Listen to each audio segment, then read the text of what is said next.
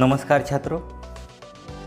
रयत शिक्षण संस्था के श्री छत्रपति शाहू हाई स्कूल और जूनियर कॉलेज बारामती में मैं प्राध्यापक शिंदे एस आप सभी का स्वागत करता हूँ। कक्षा 12वीं विषय हिंदी योग भारती का आज हम पहला पद्य जिसका नाम है नवनिर्माण, इसके कवि है त्रिलोचन। इसका पहला भाग आज हम देखेंगे।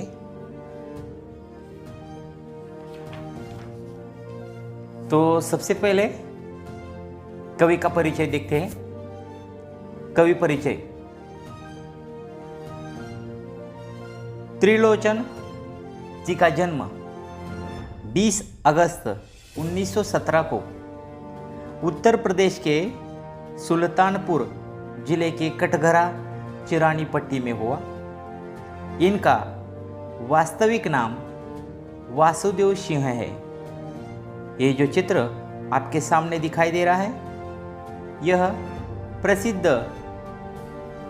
कवि त्रिलोचन शास्त्री इनका है। इनकी प्रमुख कृतियाँ देखिए। धरती दिगंत, गुलाब और बुलबुल, उस जनपद का कवि हूँ, सबका अपना आकाश, कविता संग्रह, देश काल, कहानी संग्रह, दैनंदिनी, डायरी आदि।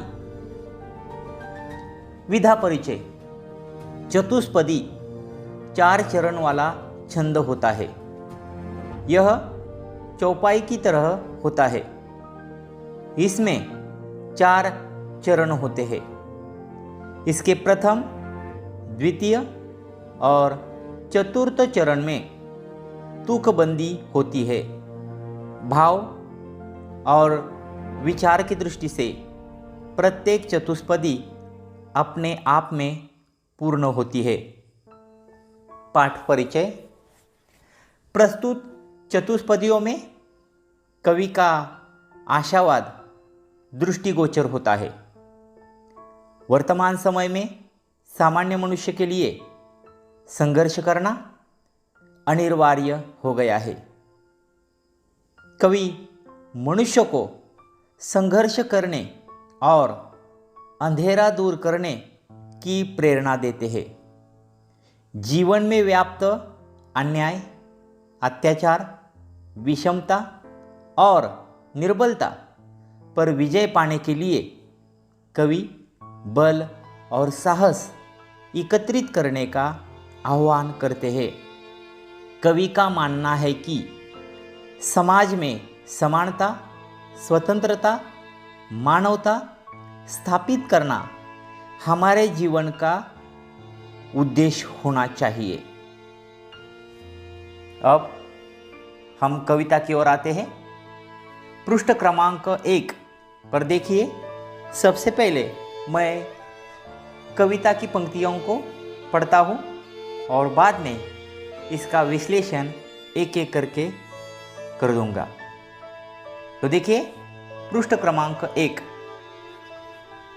तुमने विश्वास दिया है मुझको, मन का उच्छ्वास दिया है मुझको, मैं इसे भूमि पर संभालूंगा, तुमने आकाश दिया है मुझको।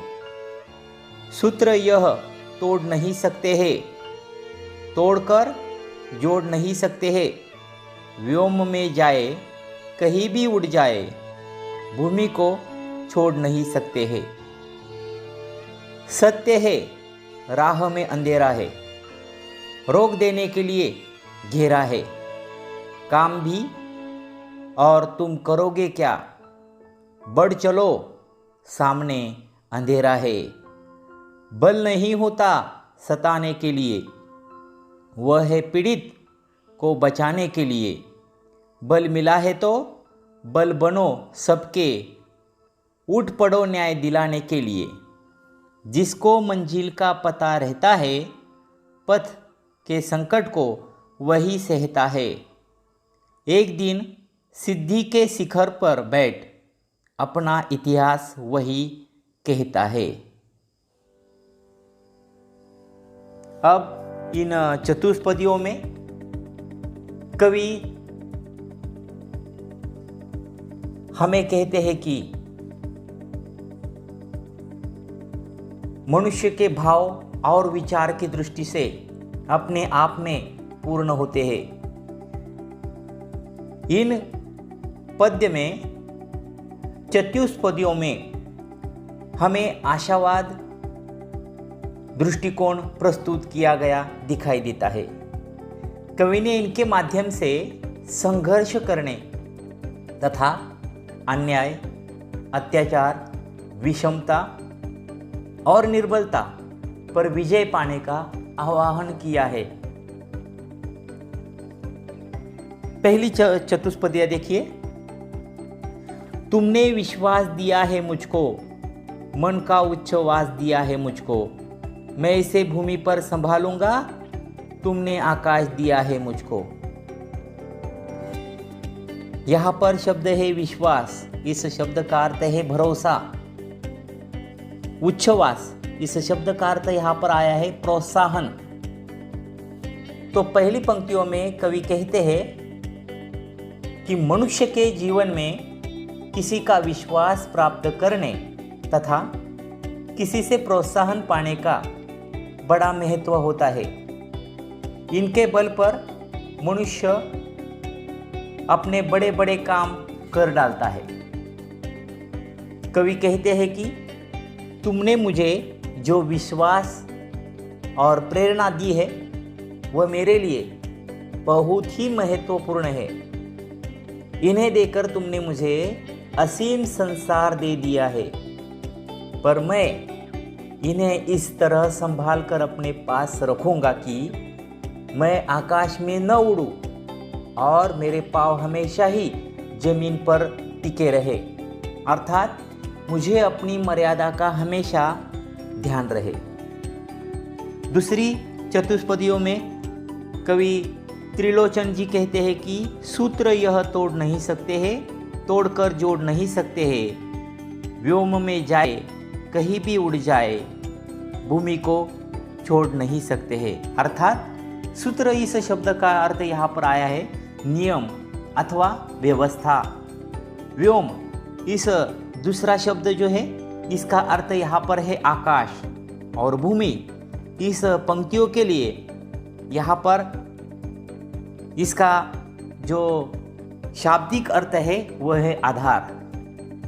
कवि कहते हैं कि मनुष्य के बारे में वह चाहे कितना ही बड़ा क्यों न हो जाए, आकाश में उड़ाने भरता हो या अन्य कहीं उड़कर चला जाए, पर अंत में उसे अपनों के बीच यानी धरती पर तो आना ही पड़ता है।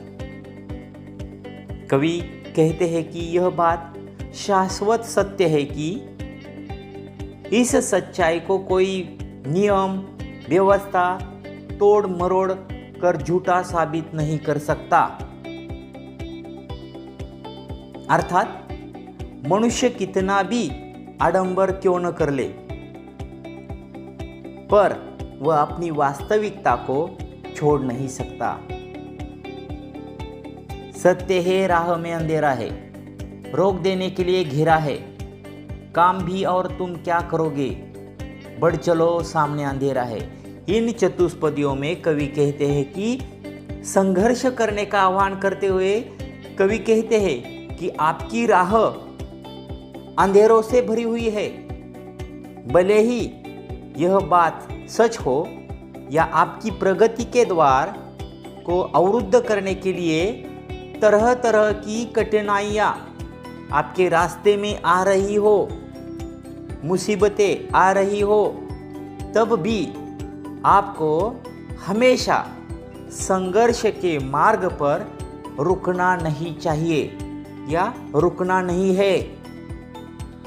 अंधेरे में भी आपको आगे ही आगे बढ़ते जाना है।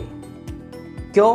क्योंकि इसके अलावा आपके सामने और कोई चारा भी तो नहीं है।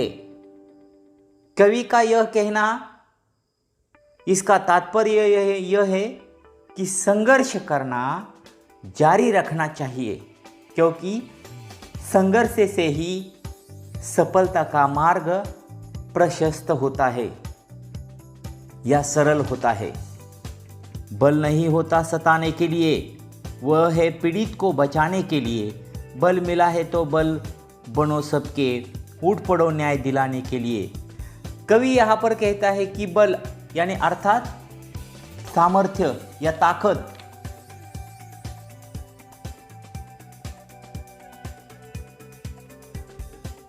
कवि कहते हैं कि मनुष्य को निरर्थक कार्यों के लिए अपने सामर्थ्य बल का प्रयोग नहीं करना चाहिए। उसका प्रयोग सार्थक कार्यों के लिए ही होना चाहिए। कवि कहते हैं कि मनुष्य के पास अगर बल है, सामर्थ्य है, तो किसी असहाय पीड़ित व्यक्ति को सताने के लिए उसका प्रयोग नहीं करना चाहिए, बल्कि वह किसी असहाय अनाथ जिसे किसी का भी सहारा नहीं है, ऐसे पीड़ित व्यक्ति की रक्षा करने के लिए उस सामर्थ्य या बल का उपयोग होना चाहिए।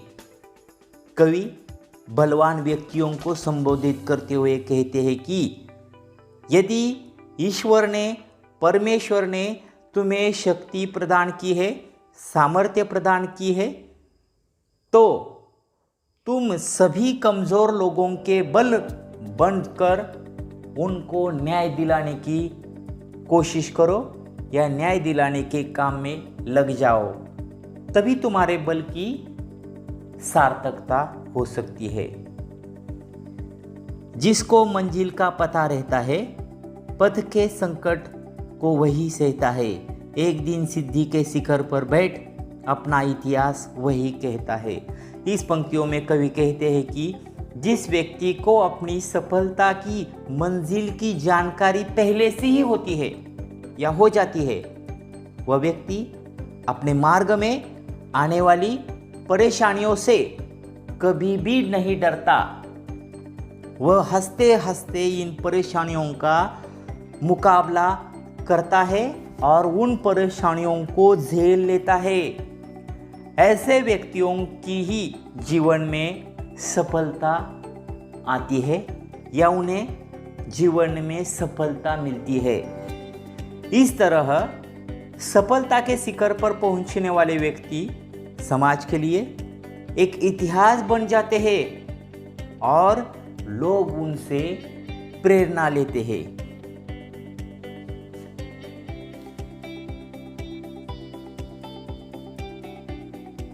यहाँ पर इस चतुष्पदियों में जो नए शब्दार्थ आए हैं, इसे हम देखते हैं। विश्वास यह शब्द आया है, इस शब्द का अर्थ है भरोसा। उच्चवास इस यहाँ पर शब्द आया है, इसका अर्थ है प्रोत्साहन या ढाढ़स। व्योम इस शब्द का अर्थ है आकाश। सूत्र इसका अर्थ है नियम अथवा व्यवस्था। भूमि यहाँ अर्थ है आधार। घेरा इसका अर्थ है दीवार, बाढ़ आदि से चारों ओर से घिरा हुआ स्थान। बल इसका अर्थ है शक्ति या ताकत। सताना इस शब्द का अर्थ है कष्ट या दुख देना। पीड़ित इसका अर्थ है जिसे सताया गया हो। बल बनना मदद के लिए आगे आना। मंजिल इसका अर्थ है पड़ाव। पथ इस शब्द का अर्थ है मार्ग या प्रयास करने का तरीका। सिद्धि इस शब्द का अर्थ है सफलता। शिखर इसका अर्थ है चोटी या शीर्ष। यहाँ पर नवनिर्माण जो पहली ही पद्य रचना है त्रिलोचन जी की, इसका पहला भाग यहाँ पर समाप्त होता है। आगे का जो दूसरा भाग है वह जल्द ही मैं आपके सामने लेकर आऊँगा। धन्यवाद।